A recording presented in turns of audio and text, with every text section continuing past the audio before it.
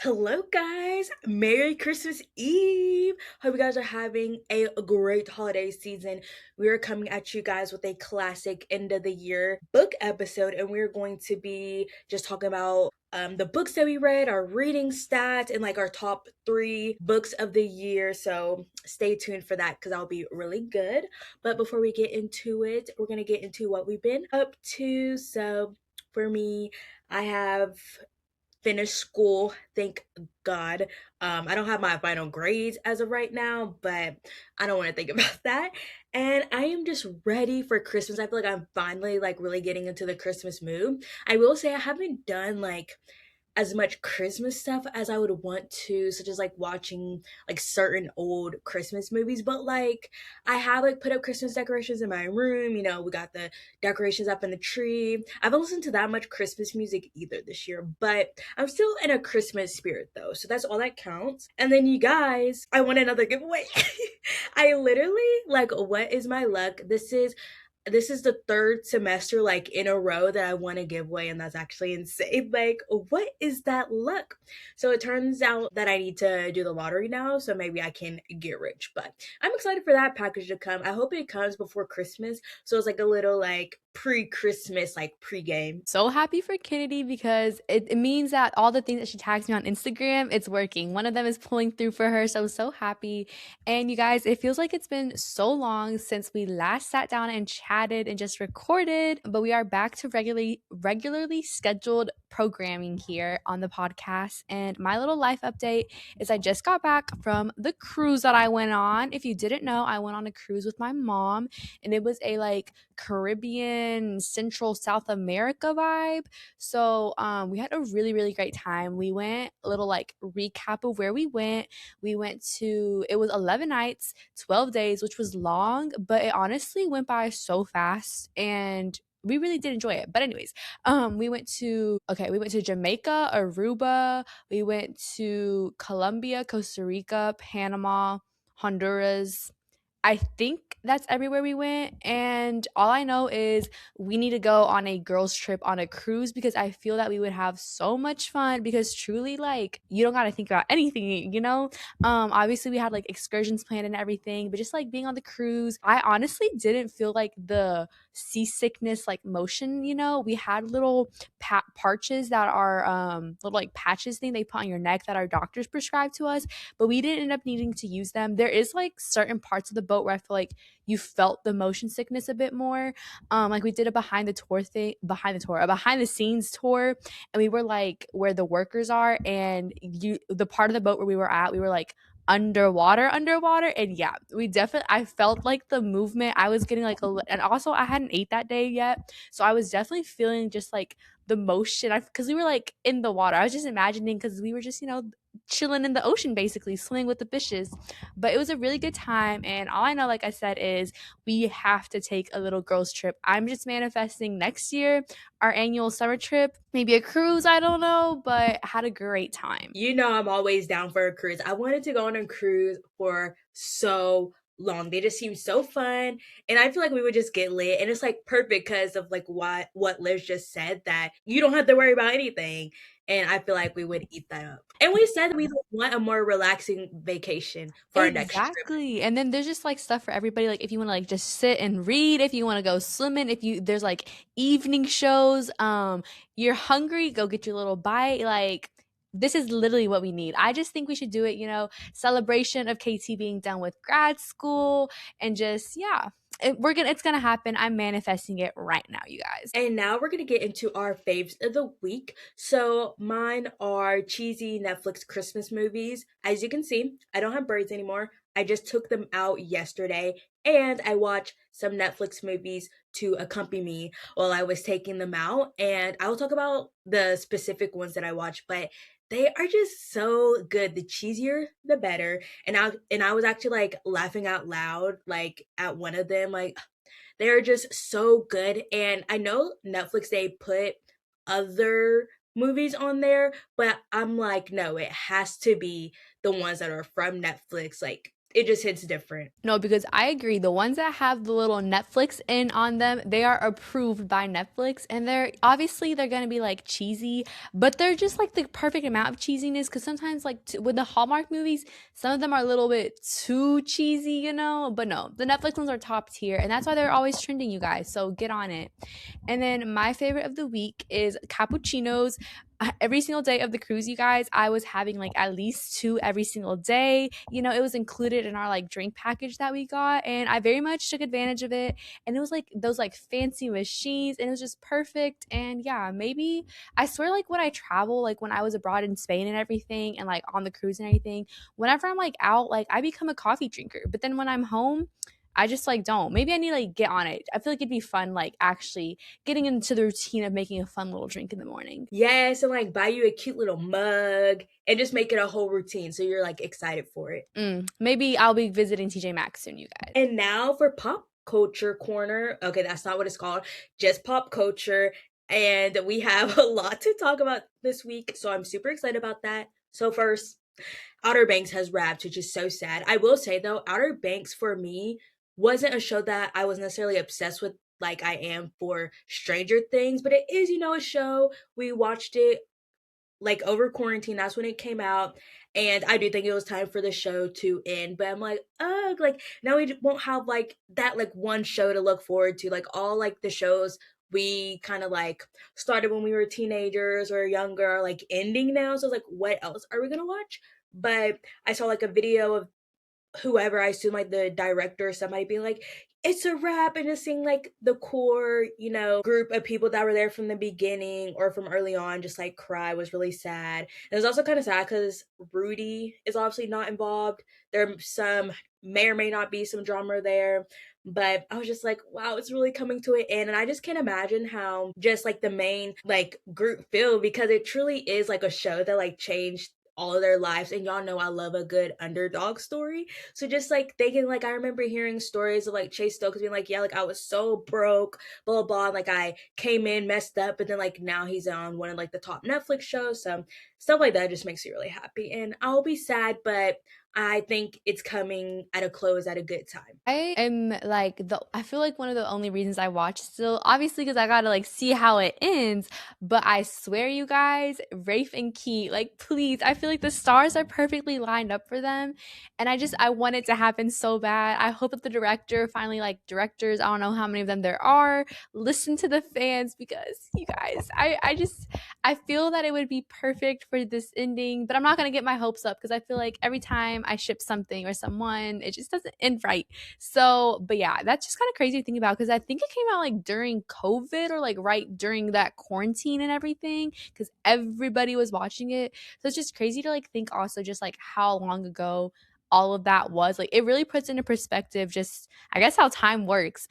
Yeah, it was wrapped up and we will be tuning in to watch. That part, and that was just like a whole era of itself. I feel like they put more attention on like the Outer Banks region, and even though they don't film in the actual Outer Banks area because that's in North Carolina, they film in Charleston. So like that brought even more eyes to like Charleston in that area than there already is too. So it was just a whole era when they came out too with like the beachy vibes. But yeah, sad to see that one go. And then next we're going to talk about some Mormon wives. So I know this one Elizabeth isn't gonna be too happy about. But Whitney Leavitt, we didn't talk about this. I can't remember if we weren't like recording in real time at this moment, or I don't know. But if you didn't know, she is going to be on Broadway. She is going to be the main character star or whatever in Chicago, which that is one of my favorite musicals, by the way. So so good.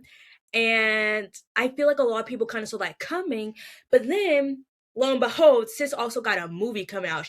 Gonna be in a holiday rom-com that I think is gonna come out next year. I'm not sure though, like what their production company is. Like, is it gonna be Netflix, Hallmark, Great American Family, or whatever it's called? I'm not sure about that, but she is gonna be like the lead in a rom-com, which I'll be interested in. So trust, I'll be tuning in to the movie to see if her acting is good, and just seeing like what people on TikTok are saying about her Broadway abilities, because I'm like, can this girl sing? But I don't know. Allegedly, like this is what the people who like know a lot about Broadway and stuff said. They said like the actor doesn't necessarily have to be like a good singer because it's like stunt acting, whatever that means. And I know like a lot of people who aren't traditionally Broadway stars have been in that like main role because it's not necessarily the most challenging vocally.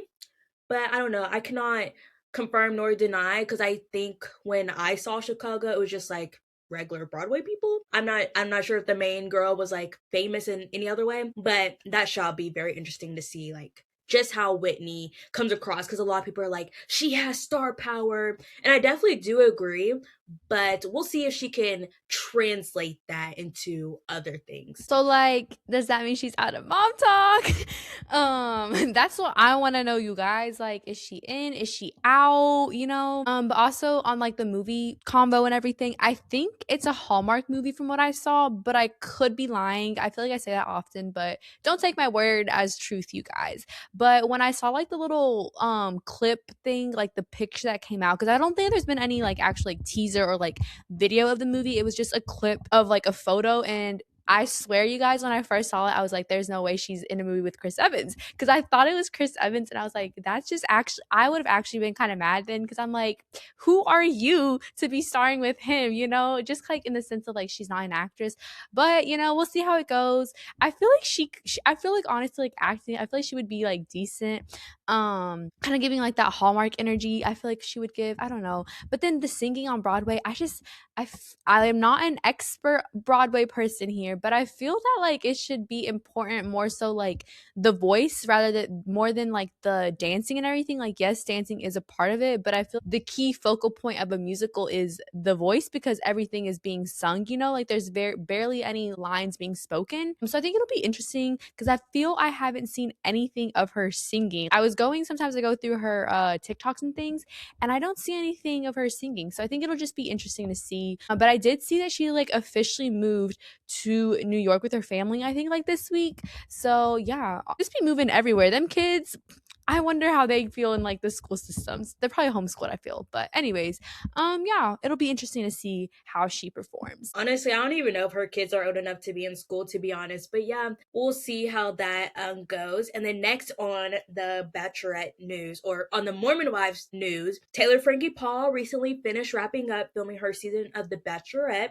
And literally right before recording, I just saw like a TikTok about maybe it didn't go too well because she posted a Instagram post about it. And I think she might have been sticking up her middle finger. Actually, we're going to do some real time looking up her Instagram right now. But you guys already know, I'm going to be sad. Do I think she probably walked away with someone? Probably not. But, all for our entertainment. Taylor, Frankie. Oh, God, I cannot spell Paul. Bro, I hate when you type on Instagram and like searches. Oh, okay. That must have been a picture later in the dump or something. Because, like, the first one, she's doing peace signs. And the last one, in the last slide, it looks like she's in a confessional.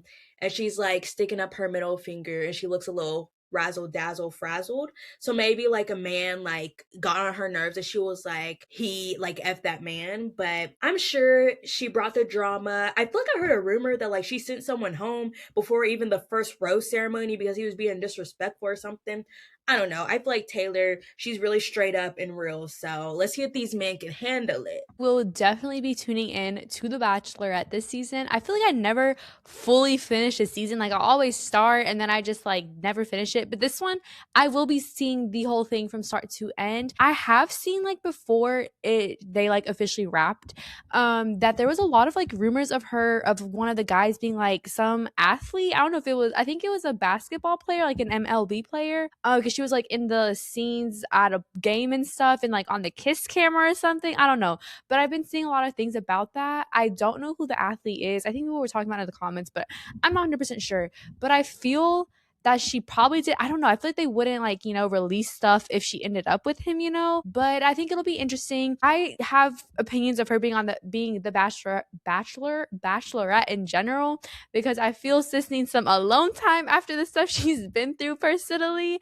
But I still will be tuning in. And like Kennedy said, she knows how to put someone in their place and be straight up and direct about it. So I think that she's gonna bring some like realness and she's not gonna be beating around the bushes at all. So I think it'll be very interesting.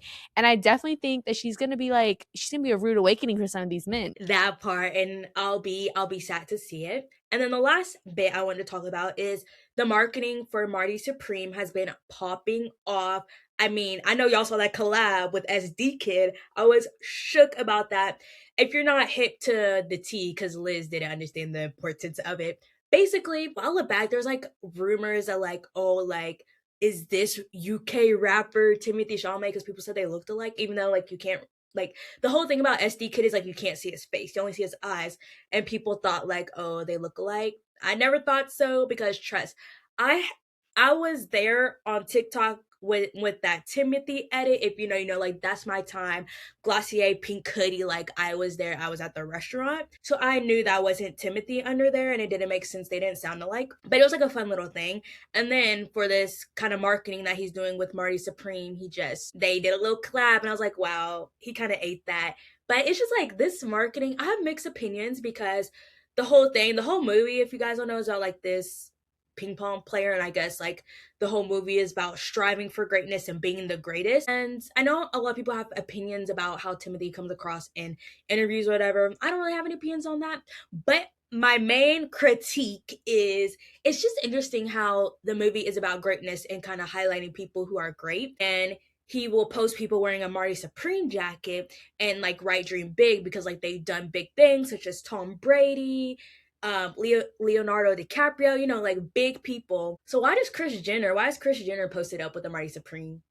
Like I get it, like that's technically, well, not your mother-in-law because they're not engaged or anything, but like that's your girlfriend's mom. And like there's just been some other people, I'm like, why they got a jacket? I wouldn't necessarily say they are people that I would say are like aspirational or like role model like. So that's my only critique for the marketing, but everything else I like really like. The jacket is super dope, and I will be sad to see this movie at some point. I know it comes out Christmas Day, but like, girl, I am not seeing it on Christmas Day. But I will see it eventually, probably when it gets onto streaming, to be honest. But I'm excited to see this movie. I know some people are like, oh, is Timothy gonna get an Oscar for this? Like low key, I feel like I can get my full opinions after I see it. But to this day, one of the best movies I've seen him in is Beautiful Boy. Like other people say like all these other movies, I'm like, no, Beautiful Boy, where was y'all at? That to me, that is one of his best movies, one of his best performances. So we'll see. Like, no, none of his other roles have compared to his role in that movie. So we'll see what Marty Supreme is giving. The way I immediately knew what Kennedy was gonna say as like his greatest film, like performance wise, and I agree. That is the greatest one that he has done performance wise. Beautiful Boy. If you guys haven't watched that, go watch it. Get some tissues and watch it because it's such a good movie. Like if there is, I feel like I've never heard anyone talk bad about that movie or like hate on it. And if there is, they're obviously in the minority because I haven't heard of it. But I, like Kenny said, I didn't understand the significance of like the whole little collab thing that like they dropped and everything. I was like a little confused. I was like, Timmy needs some help because you know that relationship he's in, he needs to get out. I was like, this is what he's come to. But now that I understand the significance, I can see how it is iconic and everything. But I do agree with Kennedy. I do not think that they look alike at all. I don't see any resemblance. You know, whoever was spreading that rumor obviously is not a Timmy fan. Yeah, but that's all that's been popping off in pop culture, literally. There's like so much going on towards the end of the year. It's like actually insane. We could be here all day, but we're gonna move on now to what we've been watching. And I'll let Liz go first because my list is actually embarrassing. But to be fair, me and Liz haven't recorded in a while. Like I feel like it's been a couple of weeks. So, you know, I watched a lot in a couple of weeks and I finished school, so I've had the time. And you know, she got her braid taken out, so that takes a couple hours. So that's a couple of things on her list too. I'm gonna defend Kennedy on this. But the things I've been watching was I finished season 1 of Teen Wolf. I need to start the second season. And someone on our TikTok commented that like you need to get through season 1 and it gets better. And I agree. Like towards the end of the season 1, I'm like, okay, the editing, it got a bit better and everything, you know, and the storyline, it was getting pretty good. So I will be tuning in to the rest of Teen Wolf. I don't know when I will finish that or if it will become one of those shows that like I have yet to finish to this day, but I will be watching season 2 eventually. And then Emily in Paris is out, so I've been watching that. And so far, I'm at the part where she's like Emily in Rome and everything. And there's one plot line. I need Jill to like watch this because she's the only person that I know that like is up to date. So I like talk to her about it.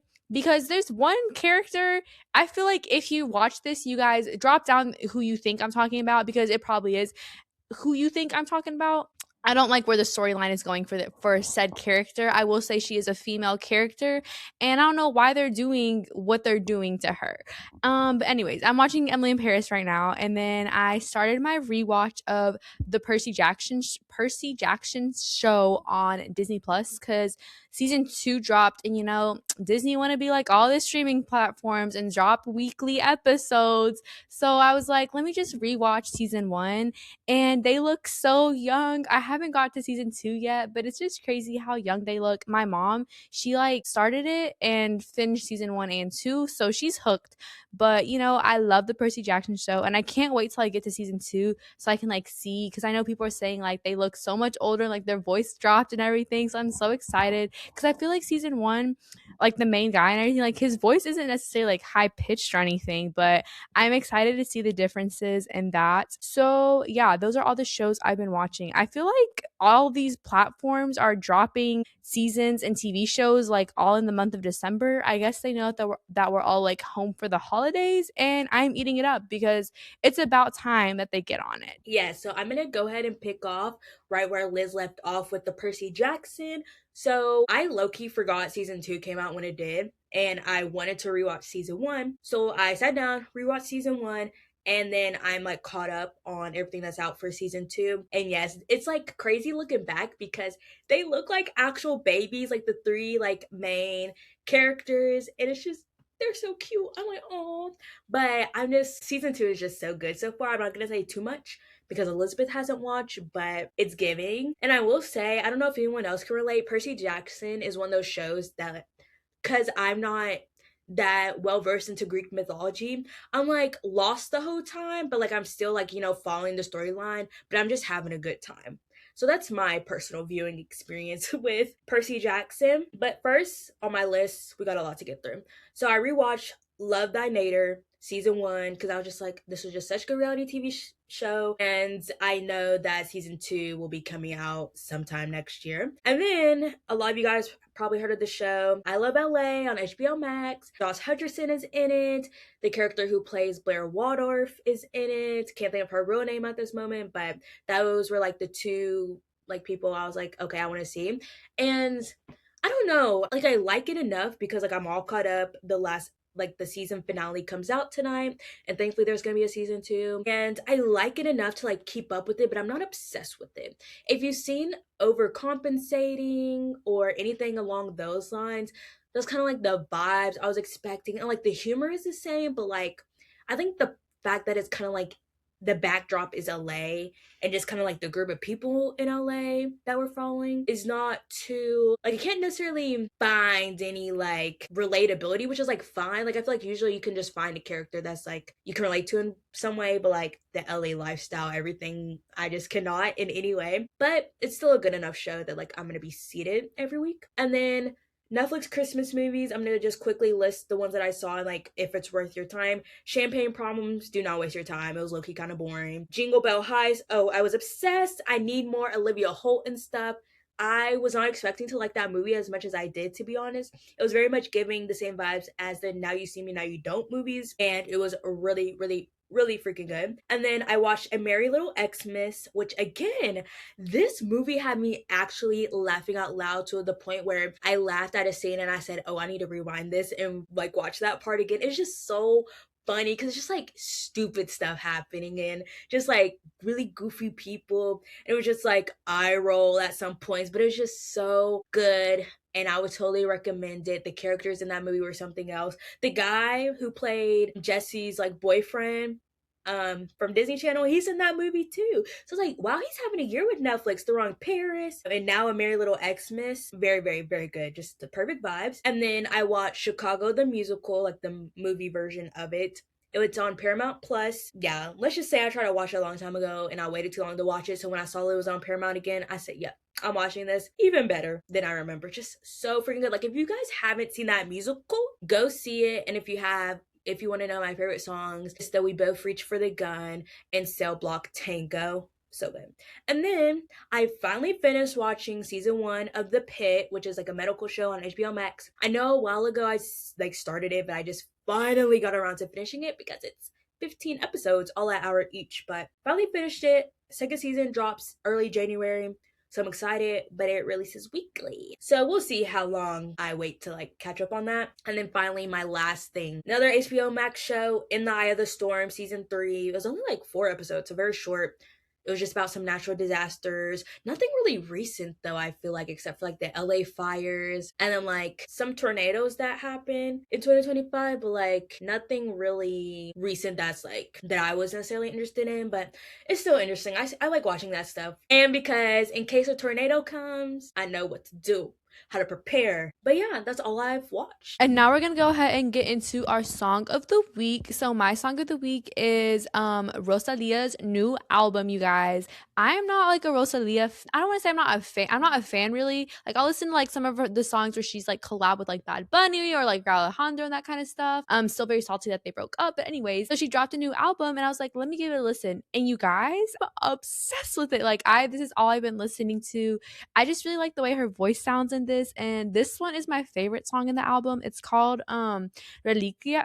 Yeah, I can't roll my R's correctly. Anyways, this is my favorite part in this song.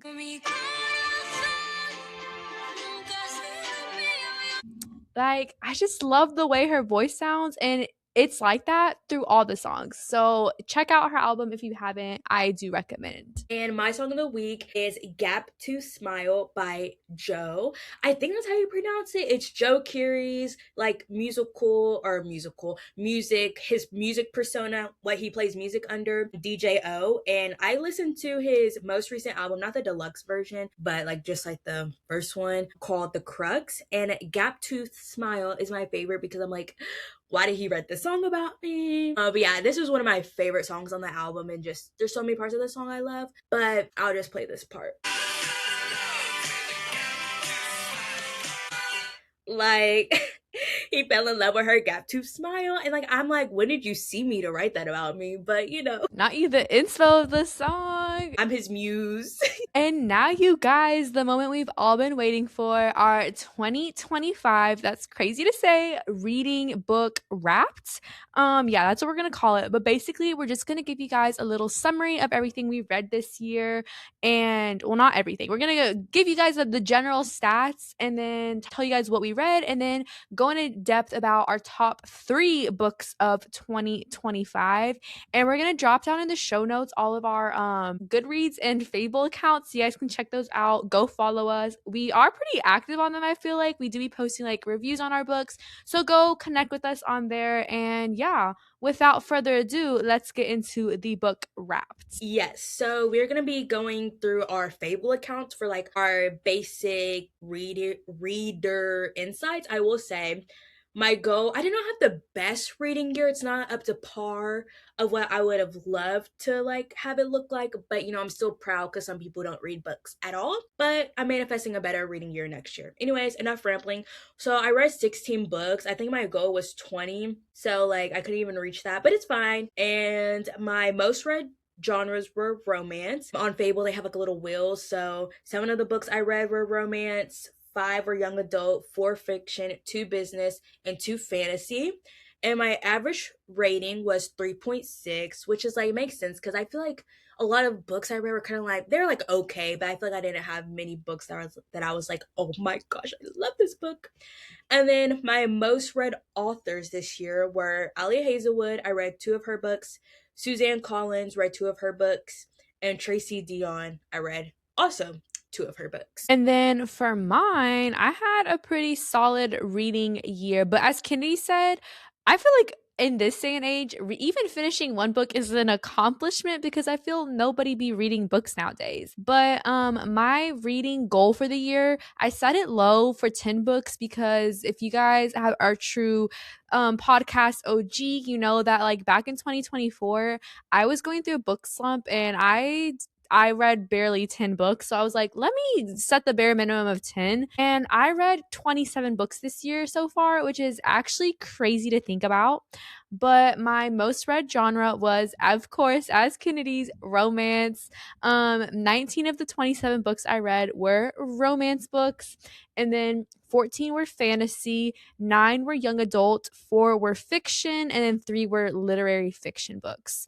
And then my average rating overall was 4.2 stars. I feel like that makes sense. Like Kennedy kind of said, I had like pretty solid reads and everything. And I feel I'm not like super picky about rating books because I know some people like are very picky about it. I'm not that picky. So my average rating was a 4.2. And then my most read authors this year was Sarah J. Maas. I read 6 of her books this year. Yeah, I'm delving into her universe and I've just been reading like back to back to back of her books. And then my second most read author was Stephanie Garber, which she did the like Carval and like the Once Upon a Time, or not Once Upon a Time, Once Upon a Broken Heart series. So I read 6 of her books, and then I read 2 of Emily Henry books. Yay. The Fable stats are just always so interesting. Like, y'all A with that. And then for all the books that I read, I'm just going to go quickly book name, author, yada yada. So I think this is in order, but first I read 2 books from Tracy Dion, Legendborn and Bloodmark. It's in a series. So Legendborn book 1, Bloodmark book 2. Why We Buy, The Science of Shopping. It was for a class I had my senior year of college, of undergrad. Checkmate by Ali Hazelwood. Final author Final Offer by Lauren Asher. The Nightingale by Kristen Hanna. Love Theoretically by Ali Hazelwood. Sunrise on the Reaping by Suzanne Collins. The Conditions of Will by Jessa Hastings. The Ballad of Songbirds and Snakes by Suzanne Collins. One Golden Summer by Carly Fortune. Just for the Summer by Abby Jimenez. Everything I Know About Love by Dolly Alderton. Spin Selling, book for one of my classes this semester. Funny Story by Emily Henry. The Pumpkin Spice Cafe by Lori Gilmore. And then I'm currently reading what's it called? Oh, By a Thread by Lucy Score, which I hope to have finished by the end of December. And then my books, the first book of the year that I read was The Wedding People by Allison Espach, I think is how you say her name. Then I read The Ministry of Time by Kayleen Bradley. I read Onyx Storm by Rebecca Yarros, Butcher and Blackbird by Bryn Weaver, Just for the Summer by Abby Jimenez. And then I read the whole like Carval trilogy by Stephanie Garber. So Carval, Legendary, and then Finale. And then I started the Once Upon a Broken Heart series by Stephanie Garber too. I read Fearless by Lauren Roberts. I finished the Once Upon a Time, oh my gosh, Once Upon a Broken Heart, not Once Upon a Time series by Stephanie Garber. So I did The Ballad of Never After and A Curse for True Love. Then I read The Conditions of Will by Jessa Hastings. Funny Story by Emily Henry.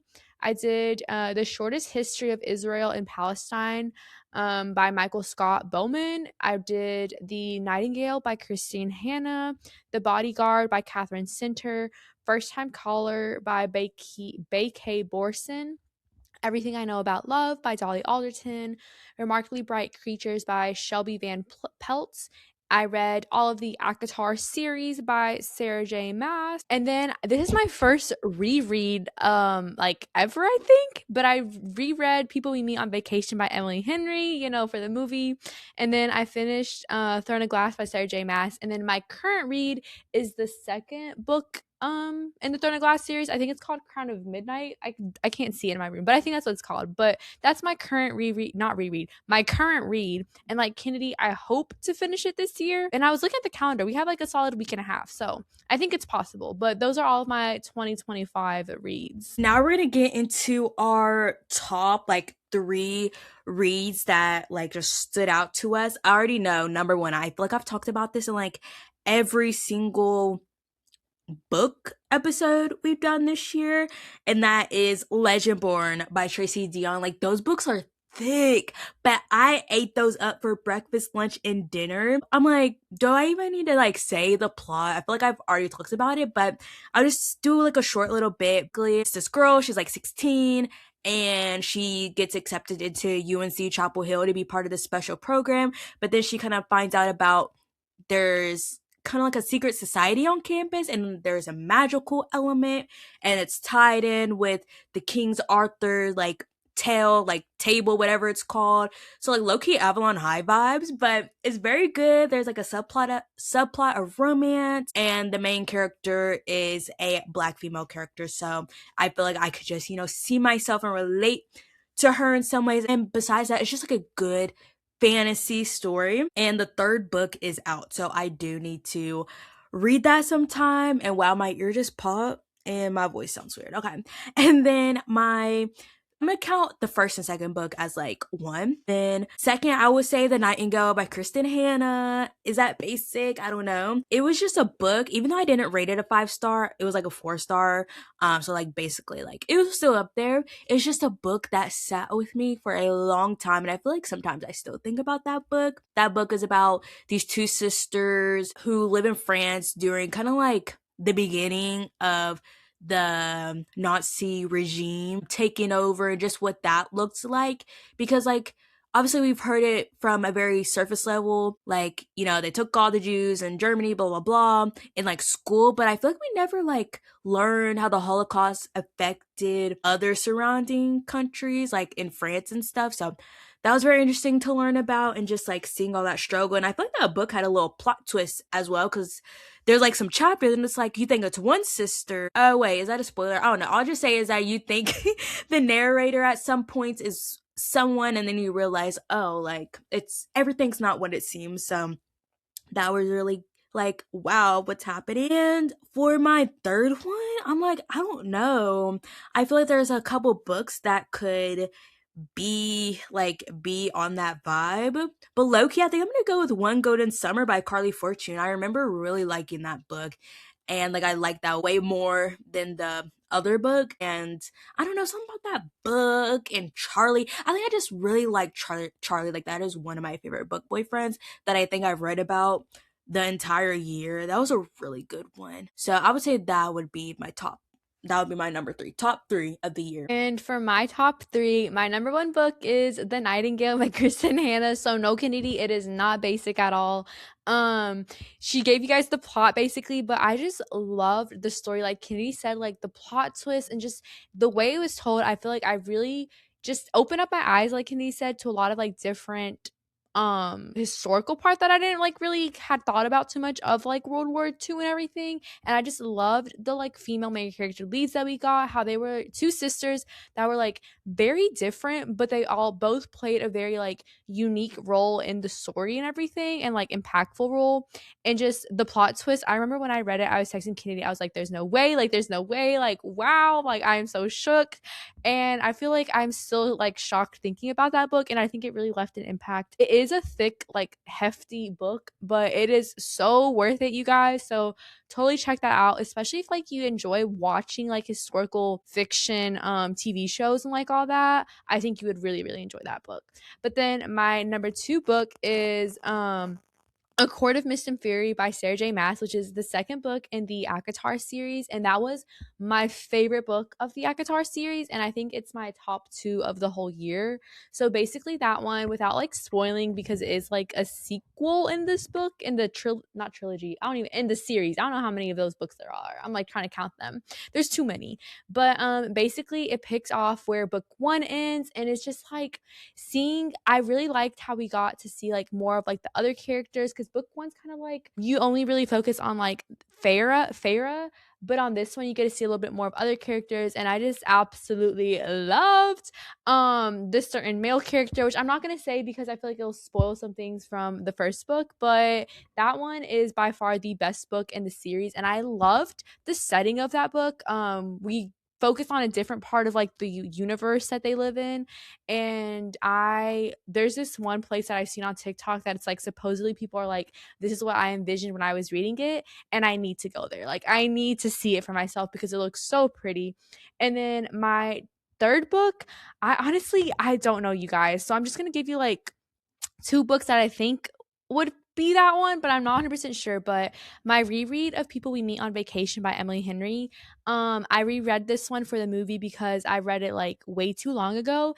And honestly, before I reread it, this book was like of my Emily Henry reads, it was like my last one of my favorites, you know. It wasn't one that I like absolutely loved. Like, don't get me wrong, I did enjoy it, but it wasn't a 5-star read. But during my reread, it became a 5-star read. I loved the characters. I love Alex. I love Poppy. But this book basically follows two friends that are best friends, and every year they go on a little summer trip together. But something happens to where like those summer trips basically like ended and they haven't spoken in 2 years. And the main character Poppy, she's like kind of feels like at a standstill in like her life and her job. Like she doesn't have like joy and like happiness, and she thinks back to the last time she was happy, and it was on a summer trip with Alex, the main male character. And so she has this idea to go on a trip with him, like one last summer trip, to try to like fix what was broken. And he just goes on that. And I love the style of writing it, of how like it's a chapter in the present and then a chapter from like a past summer. And it's kind of like it starts way like when they first met, and then every chapter in the past is like another year, you know? So you kind of get to see like the development and everything, and just to see like what led to where they're at now at present time. And I just loved reading about the characters, and I was very much envisioning Tom Blythe and I forget the girl's name, but I was envisioning the casting for the movie, and I'm so even more excited for the movie because I think it's going to be so good. And yeah, so that was my like I think my top 3, I want to say. And then my other one was, I would say, I don't know, you guys, we're just gonna leave it at that because yeah, I don't know which book it's gonna be. So my number 3 is going to be People We Meet on Vacation. And if you haven't read it or you need to reread it, this is your sign before the movie comes out come January. But those are my top 3 reads of the year. Yeah, and I realized that I forgot to tell you guys what One Golden Summer was about. I literally gave a synopsis for the first two, but didn't for that one. So essentially, what that book is about, if you're curious and you're like, wow, she just left without saying what it's about. From what I can remember, I'm like, it's a top 3 book, and I'm like, I can't remember what happens. So she's going to her grandma's lake house because like she's going through a lot. She just needs a change, and basically she's a photographer, and she has this picture of these two boys and a girl on like a yellow boat, which is like kind of like the connection from that book to like the first book that Carly Fortune wrote. And she happens to kind of like connect with one of the boys in that photograph, which happens to be like one of her like favorite photographs, blah blah blah. And we just kind of see them two come together when they both have gone through a lot over the years, and I don't know, I just really like it. Next, Liz is inspiring me to reread People We Meet on Vacation. That has always been my number one Emily Henry book. When people are like beach read, I was like People We Meet on Vacation. Like that was my stuff. So I really need to reread that soon. No, because now I even put like in my little reread review on Fable that I basically, you guys, I need to like now reread all of the oh my gosh, I cannot speak today. I need to reread all of the Emily Henry books. I need to enunciate my words too, but I need to reread them and like re-rank them, because if that was my like bottom one and now I'm like, I don't know, I'm very intrigued to see like if my other rankings will change. Yeah, anyways. And now we're gonna like quickly get into like our 2026 reading goals. I'm just gonna kind of be like talking because I haven't necessarily set everything in my apps. But I think even though I failed reading 20 books, reading is something I really want to prioritize next year. So I think I'm gonna set my go to 30 books, which here my reasoning, because 30 divided by 12 is 2.5. So that's about like 2 books per month, but like a little bit more. And I feel like if I in my mind think, oh, like at least 2 books, and then it's like, oh, I've already read 2 books. I have like I can read some more. The next thing you know, I'm reading and then I'm on track. So that's my trade of thought. So that's what I kind of think. I'm gonna stick to 30. I mean, it's not a big jump from 20, but and it's like I almost got to 20, you guys. I'm leaving the year with 16, so I feel like I feel like I'm still good. I'll say the rest of my goals after Elizabeth shares some of hers. You guys, I'm conflicted. Do I set my goal for like higher than I currently read, or should I like set higher than my 2025 goal but lower than my current read? I don't know, but I think I'm between two numbers, you guys. Let me know in the comments what you guys think I should do. I'm between setting it at 20 books because I feel like Kenny said like her math and everything that would average to like maybe like a book or like two books a month, you know?